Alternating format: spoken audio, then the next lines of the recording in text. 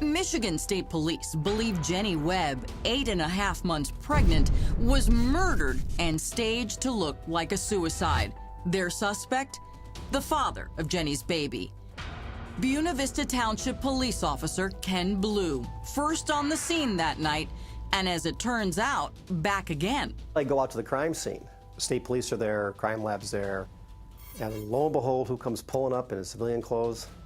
Ken Blue. To the crime scene? To the crime scene. What is he doing?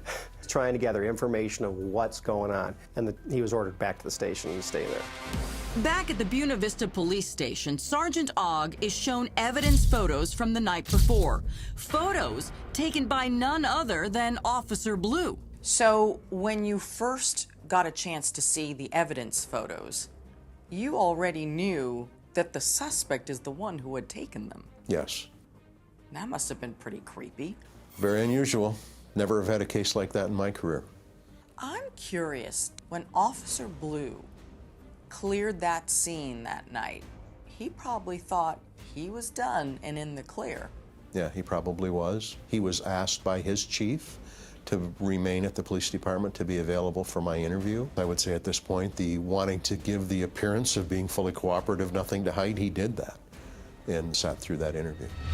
That interview, about 9 hours after Jenny's body was found, would be conducted by Sergeant Ogg and Lieutenant Jason Teddy.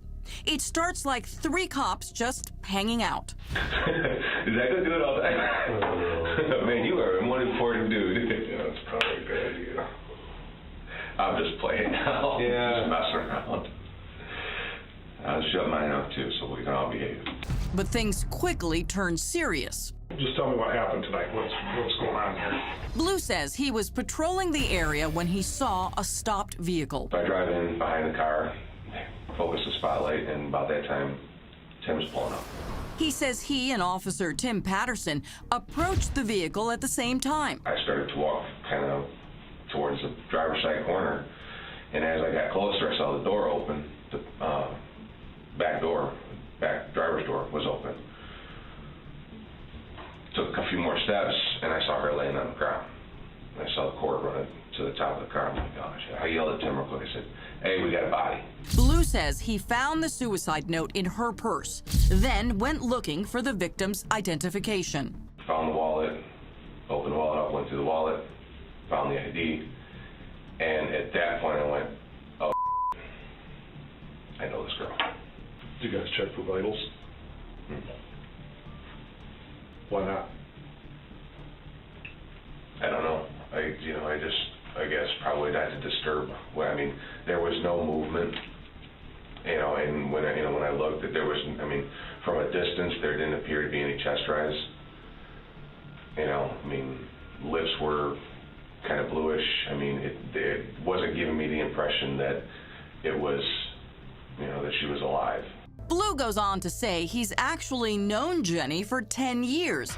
They were friends, recently seeing each other once or twice a month. How did you not recognize her when you first walked out? Given the position that she was in, and it was,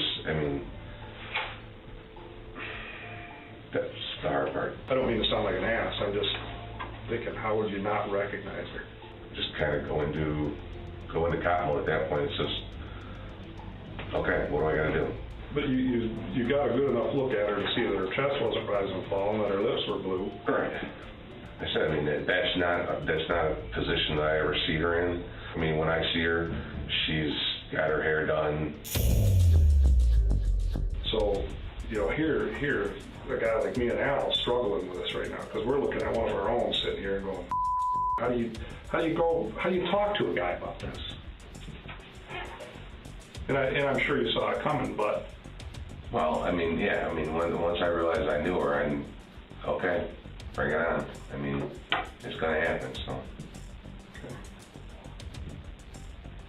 But there's a lot of things that have come up already that, they're flags, brother, they're flags. I know.